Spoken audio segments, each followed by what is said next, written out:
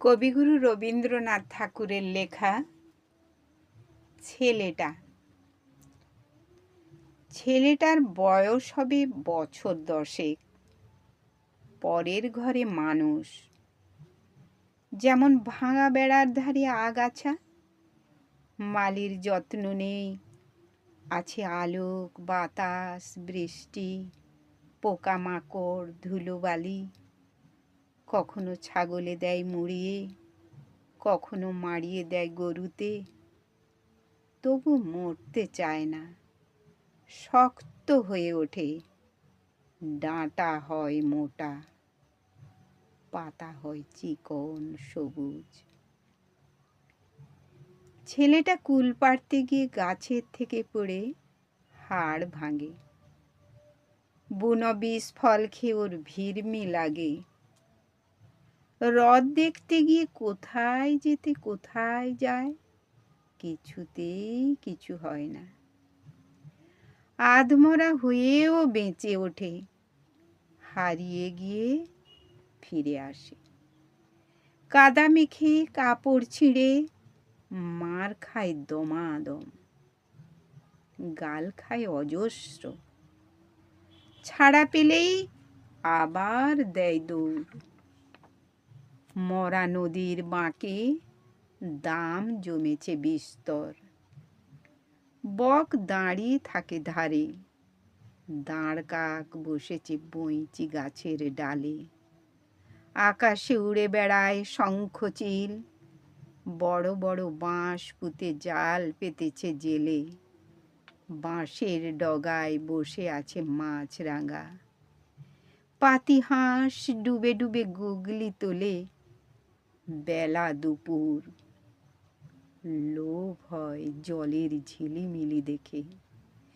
তলায় পাতা ছড়িয়ে শ্যাওলাগুলো দুলতে থাকে, মাছগুলো খেলা করে।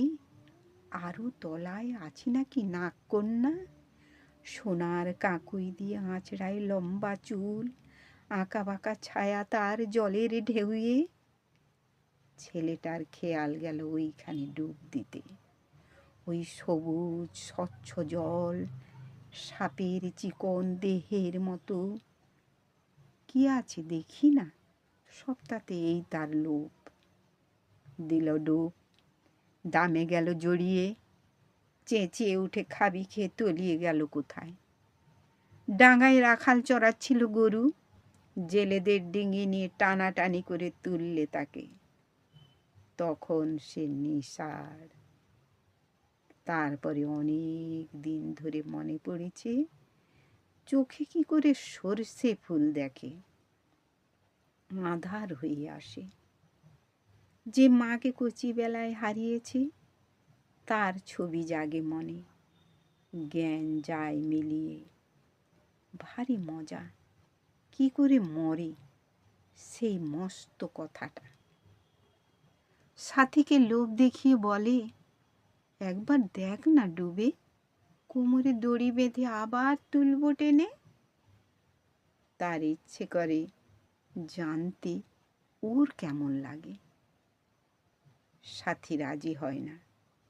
ও রেগে বলে, ভীতু ভীতু ভীতু কোথাকার। বকশিদের ফলের বাগান, সেখানে লুকিয়ে যায় জন্তুর মতো। মার খেয়েছে বিস্তর, জাম খেয়েছে আরো অনেক বেশি।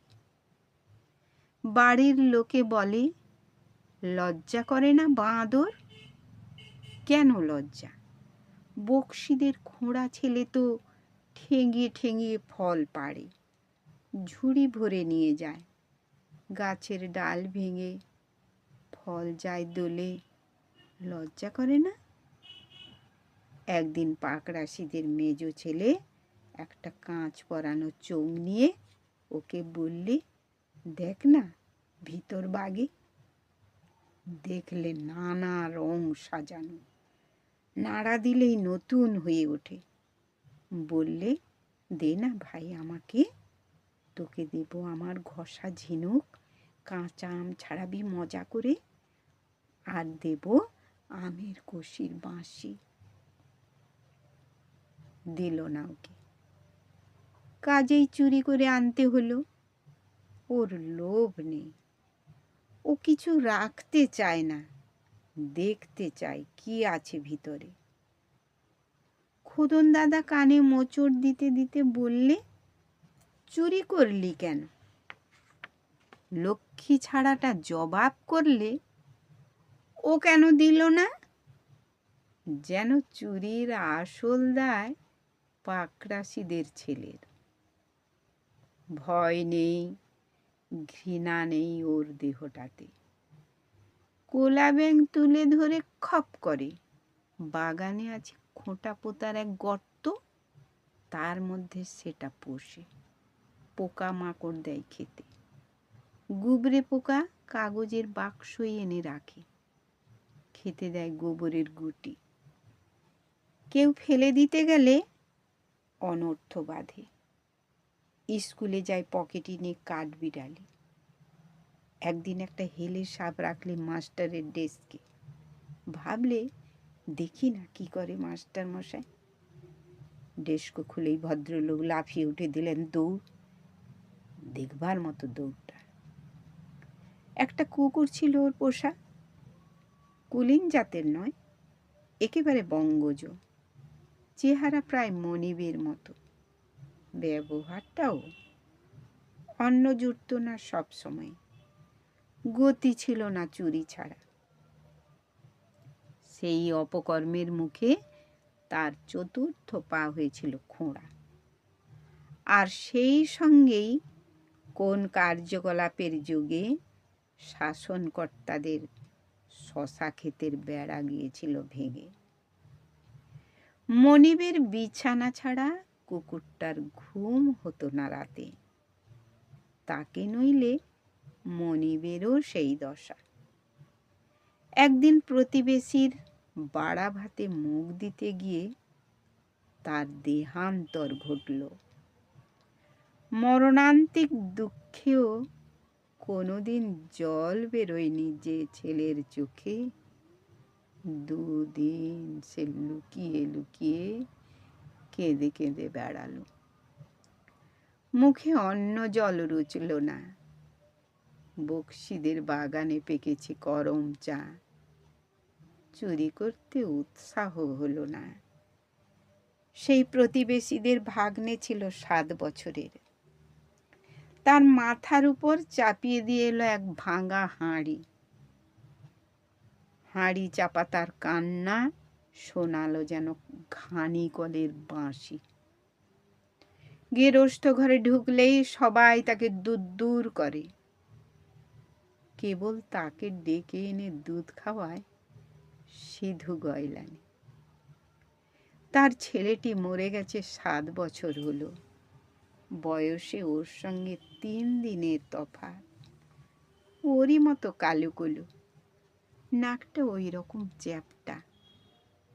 ছেলেটার নতুন নতুন দৌরাত্মি এই গয়লানি মাসির পরে। তার বাঁধা গরুর দড়ি দেয় কেটে, তার ভাঁড় রাখে লুকিয়ে, খয়েরের রং লাগিয়ে দেয় তার কাপড়ে। দেখি না কি হয় তারই বিবিধ রকম পরীক্ষা। তার উপদ্রবে গয়লানির স্নেহ ওঠে ঢেউ খেলিয়ে। তার হয়ে কেউ শাসন করতে এলে সে পক্ষ নেয় ওই ছেলেটারই। অম্বিকে মাস্টার আমার কাছে দুঃখ করে গেল। শিশু পাঠে আপনার লেখা কবিতাগুলো পড়তে ওর মন লাগে না কিছুতেই। এমন নিরেট বুদ্ধি। পাতাগুলো দুষ্টুমি করে কেটে রেখে দেয়, বলে ইঁদুরে কেটেছে। এত বড় বাঁদর। আমি বললুম, সে ত্রুটি আমারই।